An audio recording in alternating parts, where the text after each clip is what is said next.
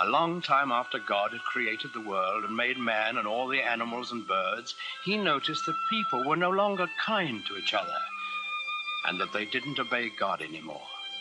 So he was angry. But God did see one man in the world who was kind and good and who obeyed the Lord's word. This man was Noah. So God appeared to Noah and he let him hear his voice.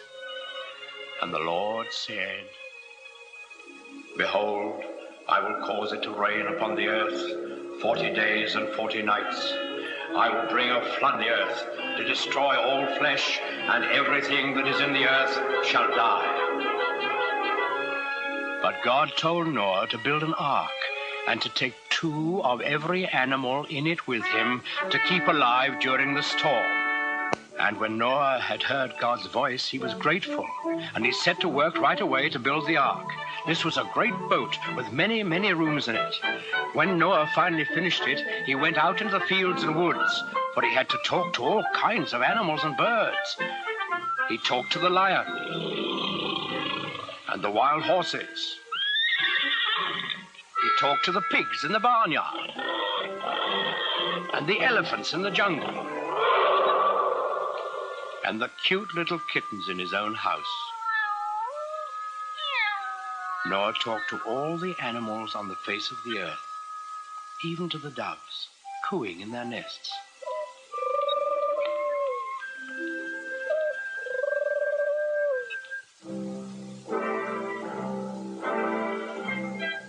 And Noah picked a mother and a father of each kind of animal and bird, and he told them to come to the ark. Well, when they were all gathered there, you can imagine what kind of a noisy crowd poor Noah had on his hands. What with lions roaring and pigs squealing and monkeys chattering and hyenas laughing, well, it must have been noisier than a crowd of children on the annual Sunday school excursion. But Noah was wise and gentle, and he understood about animals, so he got them lined up in a long row, 2 by 2, and then he started them up and into the ark through the big door in the side. The bees were the last to go in, because bees have a stinger in their tails, and no animal wanted to get in line behind them. Noah stored food in the boat, and then saw that his wife and his sons and their wives were safely inside. Then he shut the big door behind him, and he bolted it so that no one could get. Then there was a flash of lightning, and the thunder roared as it never had before. Big black clouds hid the sun so that it was almost as dark as night. And out of those clouds came the greatest rain the world has ever known. It lasted for 40 days and 40 nights, as God had promised Noah.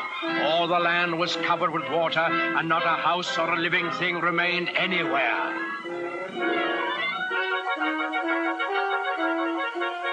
But Noah's ark floated on the surface of the waters, and he and his family and the animals who were in the ark with them were saved. On the 40th day, the rain stopped and the sun came out. The waters that had covered the earth began to flow back into the oceans and the rivers, and the ark came to rest on the peak of a mountain. But Noah wasn't quite sure that there was enough dry land for all his animals to live on. So he took one of the doves and let it fly out of the window. In a little while, it came back, and in its beak, the dove carried the branch of an olive tree. Noah knew that this must be a sign from God that he had restored quiet and peace to the world. So he opened the door of the ark, and he and his family and all the animals came out on the dry land, and they praised God and thanked him.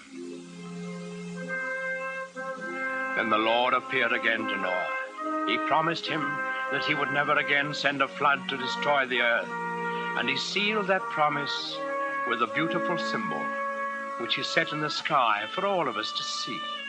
That symbol the token of God's everlasting faith in man, is the rainbow.